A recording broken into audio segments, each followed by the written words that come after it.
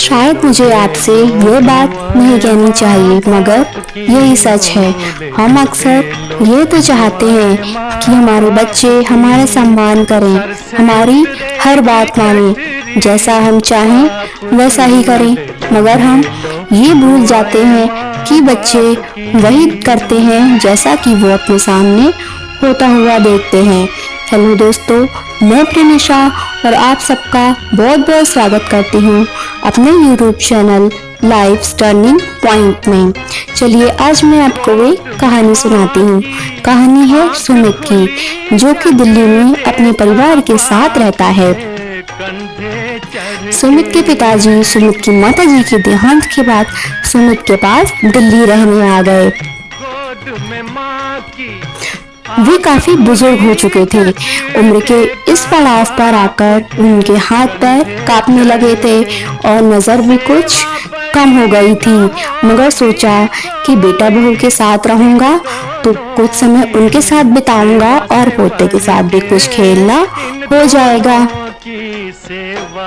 सुमित और उसका परिवार रात को खाना साथ में ही खाते थे, मगर उसके पिताजी इतने बुजुर्ग होने के कारण खाते समय कभी उनके हाथ से चम्मच गिर जाता या कभी पानी का गिलास गिर जाता, जिससे वे पूरे के पूरे गंदे हो जाते। यह देखकर सुमित और उसकी पत्नी को बड़ी गुस्सा आती। कभी कभी तो वह अपने पिताजी को खरी खोटी भी सुना देता, मगर इसके विपरीत सुमित यह चाहता था अपने बेटे को यही सीख देता कि हमेशा बड़ों का सम्मान करना चाहिए, बड़ों की बात माननी चाहिए, उन्हें कभी भी दुख नहीं देना चाहिए। एक दिन तो हद जब हो गई जब वे सब खाना खा रहे थे और सुमित के पिताजी के हाथ से महंगी कांच की प्लेट जमीन पर गिरकर टूट गई। यह देखकर सुमित को बड़ा गुस्सा आया।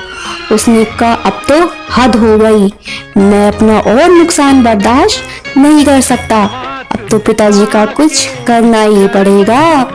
यह सोचकर सुमित ने अगले दिन से पिताजी की खाने की टेबल कमरे के एक कोने में लगा दी और उसके ऊपर एक लकड़ी का कटोरा रख दिया। अब पिताजी को जो भी खाना पीना होता उसी में दिया जाता और बाकी सब बड़े मजे से डाइनिंग टेबल पर बैठकर खाना खाते। यह सब देखकर कभी कभी उसके पिताजी की आंखों में आंसू आ जाते, मगर वे बेचारे कर भी क्या सकते थे।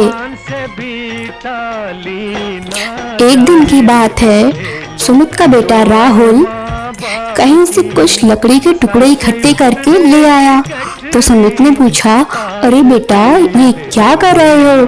तो उसने बड़ी मासूमियत से जवाब दिया कि पिताजी मैं आपके और मम्मा के लिए लकड़ी के कटोरे बना रहा हूँ, ताकि जब आप दोनों बुढ़े हो जाओ तो मैं भी आपको इसमें खाना दे सकूं। यह सुनकर सुमित को अपनी गलती का एहसास हुआ और उसकी आंखों से आंसू बहने लगे। इसके बाद सुमित ने अपने पिता से क्षमा मांगी और वे सब खुशी खुशी साथ साथ रहने लगे। तो दोस्तों, एक बात हमेशा याद रखिएगा, हम जैसा बोते हैं वैसा ही काटते हैं। बबूल के पेड़ पर आम कभी नहीं उग सकते, इसीलिए जैसा हम अपने बच्चों को बनाना चाहते हैं, जैसी सीख हम उन्हें देना चाहते हैं, पहले उस व्यवहार को अपने चरित्र में उतारना होगा।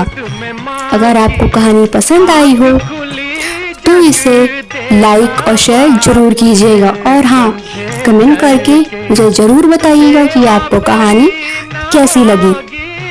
धन्यवाद।